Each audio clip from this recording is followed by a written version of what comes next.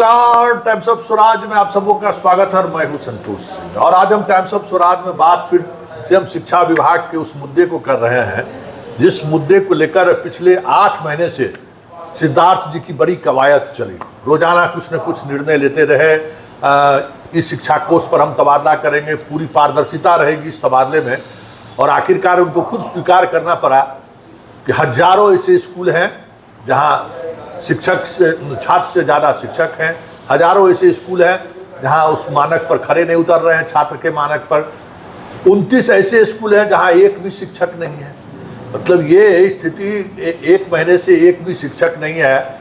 मेरा जी सीधा सवाल है कि तबादले को लेकर जो बातें अब सामने आई, जिसको खुद स्वीकार कर रहे हैं सिद्धार्थ जी, और कल एक और लेटर उन्होंने जारी किया है कि ऐप के माध्यम से या इस शिक्षा कोष के माध्यम से जो वो निगरानी की बात शुरू किए थे उसमें भी आप छोड़ दिए कि मुखिया जी आप लोग जनता निगरानी करिए, कॉल करिए टोल फ्री नंबर पर।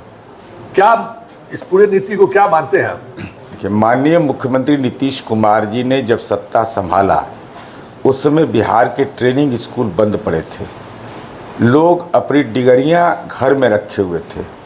नीतीश कुमार जी ने और उस समय के तत्कालीन शिक्षा सचिव मदन मोहन झा ने एक कार्यनीति बनाई, पंचायती राज नगर निकाय नियमावली के तहत शिक्षकों की बहाली की, नियोजन किया। नियोजन भी 60 वर्षों के लिए किया और वह क्रमवार चलता रहा।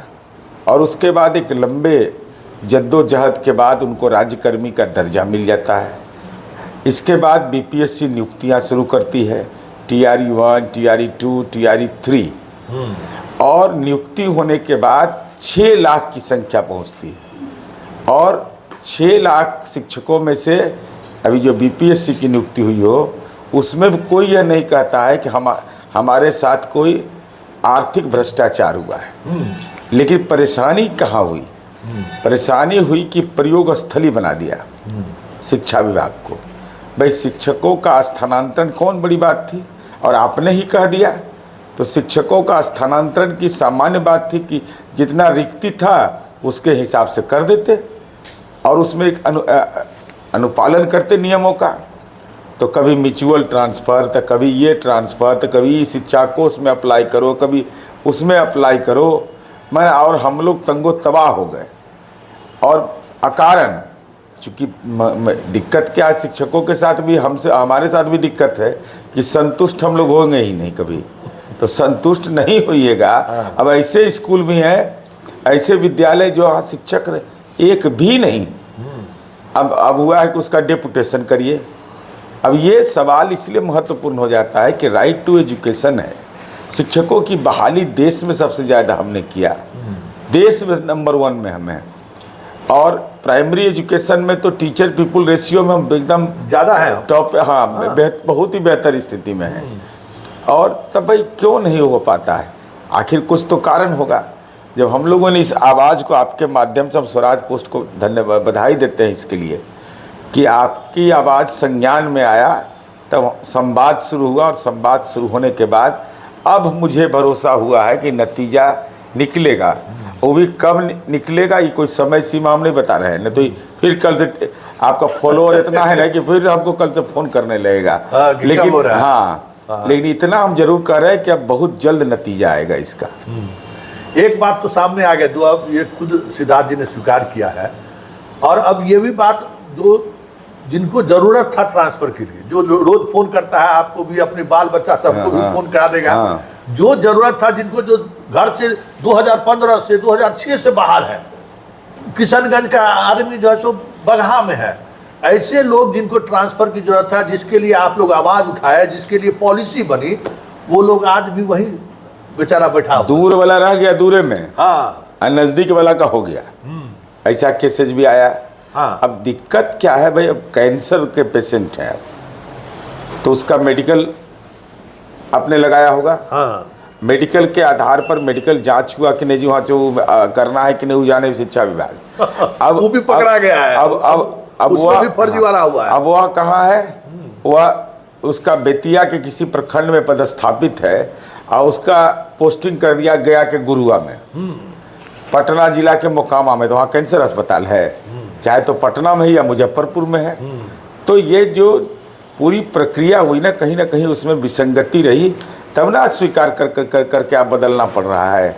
और जितना जल्दी बदल करके उसको क्रियान्वित किया जाना है, एग्जीक्यूट करिए जल्द से जल्द। अभी तो चुनावी समय है, बूथ लेवल ऑफिसर का भी काम बहुत सारे लोग होंगे, तो सबके आशा की किरण है कि जल्द से जल्द नीति जो आपने कहा है कि बदलेंगे और नीति का क्रियान्वयन करिए।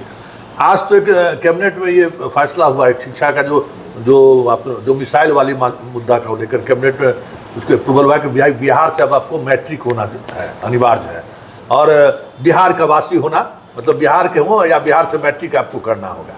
ऐसे लोगों को हम लोग प्राथमिकता देंगे। लेकिन आपको लगता नहीं है कि TRE 1 TRE 3 अब में अगर उस समय हो गया, आप बहुत देर हो गया इस निर्णय लेने में? नहीं, देखिए है क्या ना कि जो डोमिसाइल का मामला है, कितना % डोमिसाइल लागू किया, कितना 100% ना? हाँ, 100% डोमिसाइल है। अब ये हंगामा बरप गया इस सवाल पर। रोजगार के अवसर की चिंता नहीं हुई, चिंता हुआ कि डोमिसाइल लागू करिए। और मैं इसे ही निकाल के देख रहा था कि भाई कितने लोग बहाल हुए। हाँ, ये आंकड़ा भी सार्वजनिक होना चाहिए। हाँ, और उसमें बिहार के लोग कितने और बाहर के लोग कितने, आपने डाटा निकाला? हाँ, 15.9% बाहर के लोग हैं TRE 1, 2, 3, और इसमें 2,36,818 है बिहार के अभ्यर्थी और 44,634 है अन्य राज्यों का। अब इसमें से भी है कि कितने लोग ज्वाइन किए, यह भी बड़ा इम्पोर्टेंट है। क्योंकि इसलिए कि मैं आज ग्रामीण कार्य विभाग का एक अखबार में विज्ञप्ति देख रहा था कि जो लोग तकनीकी सेवा आयोग से नियुक्त हो गए, अब वो काउंसिलिंग हो गया, अब वो जा ही नहीं रहे। तो हमको ये लगता है कि 44,634 में कितना लोग इस निश्चित रूप से शिक्षा विभाग के पास आंकड़ा होगा कि कितने लोग टिके या नौकरी छोड़ के चले गए। हजारों में। हाँ, तो 15.9% हजार में टोटल की संख्या है। टोटल एकदम हंगामा बरपा है। मैंने 2,38,818 का चर्चा बंद, इसकी चर्चा ज़्यादा, मैंने 84% वाला का कोई चर्चा नहीं। अब 15% की चर्चा शुरू हुई, तो चलिए ये मांग भी पूरा हो गया। अब ये मांग जब पूरा हो तो TRE 1 हो, TRE 2 हो, TRE 3 हो। सबसे महत्वपूर्ण सवाल था बिहार में रोजगार के अवसर। अब मांग तो यहाँ पर कोई काम करने जाइएगा तो कोई न कोई को मांग खड़ा हो जाएगा, लेकिन सवाल यह है कि चलिए ये भी एक हो गया तो ठीक है, लेकिन सबसे महत्वपूर्ण है कि TRE 4 और TRE 5 दोनों के लिए ये बात हुई है। तो दोनों के लिए ये बात हुई है, घोषणा हुई है, तो अब उसके अनुसार कितना का वैकेंसी क्रिएट होगा। तो एक उम्मीद लोगों की जगी है कि अब है कि कितना जल्दी हो जाए। दिक्कत यहाँ ये समझाने में दिक्कत होता है। अरे भाई कैबिनेट से पास हुआ, शिक्षा विभाग जाएगा, शिक्षा विभाग में रोस्टर क्लियरेंस कराएगा, अधियाचना भेजेगा, तो इस सब में एक समय लग जाता है। लेकिन ये आजकल तो नया दौर है, व्हाट्सएप यूनिवर्सिटी है, ट्विटर पर चलाओ, ट्रेंड चलाओ। तो ये अरे इसके ट्रेंड चलाओ ना कि बिना जमीन लिखे नौकरी मिल गया, बिना पैसा का नौकरी मिल रहा है आपको, और भाई नौकरी लगा नहीं, ट्रांसफर चाहिए तुरंत। अरे भाई उसके लिए भी थोड़ा, उसका भी आपका अधिकार है। TRE 3 वाला भी जो है अभी उसको सैलरी नहीं मिला, सैलरी जनरेट नहीं हुआ है। हम लोगों का भी नाम लगाएंगे, म्यूचुअल हो जाए। एक वर्ग ही कहता है, दूसरा वर्ग कहेगा कि भाई जो हम लोग का राज्यकर्मी का दर्जा मिला है तो हमको ये सब सुविधा दे। जब वो अपना घर पहुंच गया ना तो दूसरी बात कहेगा, वो चिंते छोड़ देता है दूसरे लोगों का। एक दूसरे की चिंता शिक्षक पहले करते थे। पहले शिक्षक समुदाय का ही गुण था कि लाठी चला है तब सरकारीकरण विद्यालय का हुआ है, संघर्ष किए हैं नेतागण और जेल गए तब आज माध्यमिक शिक्षक संघ खड़ा है। ऐसे ही नहीं माध्यमिक शिक्षक संघ खड़ा है। तो ये लड़ाई एक नतीजा होता है, लेकिन लड़ना चाहिए, लेकिन धैर्य के साथ लड़ना चाहिए। अच्छा, एक आखिरी सवाल।